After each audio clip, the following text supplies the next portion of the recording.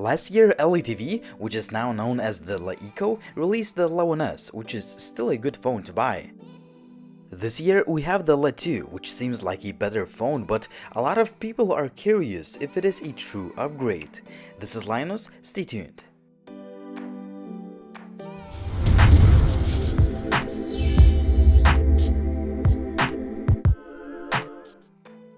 When it comes to the design, both phones are very similar and they have almost identical dimensions.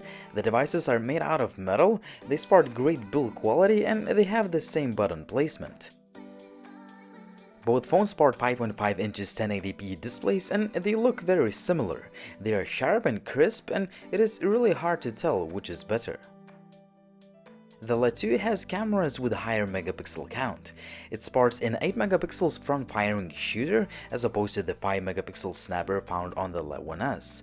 Also, we have a 16 megapixels camera on the Letv, whereas the Letv has a 13 megapixels shooter. Both cameras have f2.0 aperture and face detection autofocus. One very important aspect worth mentioning is that the Letv ditched the 3.5mm headset jack. Instead, it uses USB-C port for audio with the help of included adapter.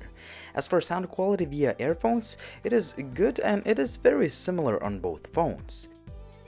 As far as loudspeakers, the Letv may have a slightly better driver, but the difference is not that significant. Fingerprint scanners are fast and accurate on each device and they work straight from the standby mode. Overall, both phones have great build quality and they feel great in the hand. However, I would say that Letv looks a little bit better to me.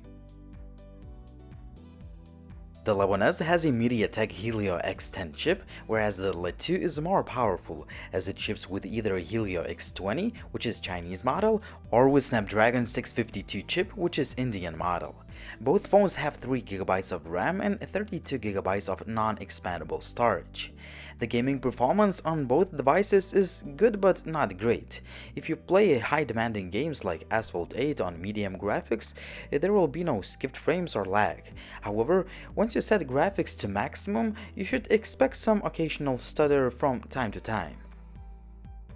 If you ask me whether the Helio X20 chip is a huge upgrade in terms of gaming performance, at this moment I would say no. However, we may see a significant improvement with the future software updates on the LeEco Letv. It just feels like the LeEco software has not taken a full advantage of this more powerful chip just yet. When it comes to the user interface, we have the EUI 5.6, which is built on top of Android 6.0, and the UI is identical on each device. If you are familiar with the EUI, it hasn't really changed much. What I love about the EUI is that you can quickly access settings toggles, adjust brightness, open or close your recent apps, and so on, and you can do all that in one place by simply clicking a left capacitive button. As usual, we have some customization options, quite a few settings and tweaks to play with. Most importantly, the UI is running fast, fluid, and I didn't have a single hiccup no matter how many apps were open in the background. Thus, I say that the UI performance on each device is identical. In case you missed it, I have made a dedicated camera comparison video with a lot of camera samples, and I will leave a link down below. When it comes to camera, the Letv takes better daylight images, which usually have more detail and they look sharper. Also, the color reproduction is better. In some images, the colors may look a bit too punchy on the Letv, but the Letv produces images with a little bit washed out or even not accurate colors.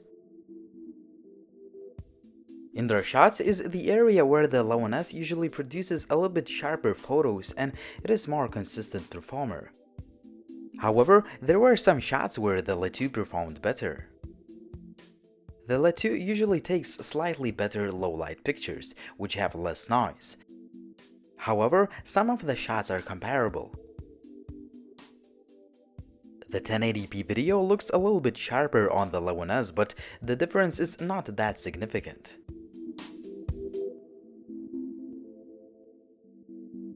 Letv Letv has 5 megapixel shooter and the Letv has 8 megapixel shooter, but LeEco Letv has 8 megapixels front-firing camera, which is a slight upgrade over the Letv 11S, so you're basically getting high-resolution images. A front-facing camera of the Letv takes a little bit sharper looking images and it shoots better looking videos. It may sound like a surprise, but the Letv 11S has a better camera overall, except for the low-light shots. I didn't find any connectivity issues on either phone. Wi-Fi, Bluetooth and GPS work fine and the call quality is good. Both phones support 3000 mAh batteries with a quick charge support out of the box, but the Letv tends to perform slightly better in terms of day-to-day use. I could get around 4.5 hours of screen on time on a light use and around 4 hours on a heavy use of the phone. The Letv tends to get around 30 minutes less of the screen on time. So there we have it, the Letv 11S and the LeEco Letv. These are very similar phones in a lot of ways, but at the same time they are slightly different. The Letv is a better phone if you care about a more powerful chip. Other test results suggest that it is not a huge upgrade. In fact, I was really disappointed that the Letv has a better camera, so we may even call the Letv a downgrade in this department. If you already have the Letv, I don't see any point in upgrading. If you are looking for a smartphone and the Letv looks nice to you, you can easily buy it as it is a newer and more powerful and better looking device. Just keep in mind that there is no 3.5mm headset jack and the camera is not as good as the one found on the Letv 11S. It was Linus, thanks for watching, and as always, please subscribe if you haven't already, like the video, drop me a comment down below, and follow me on social media, on Twitter, Instagram, and Facebook. See you in the next video soon.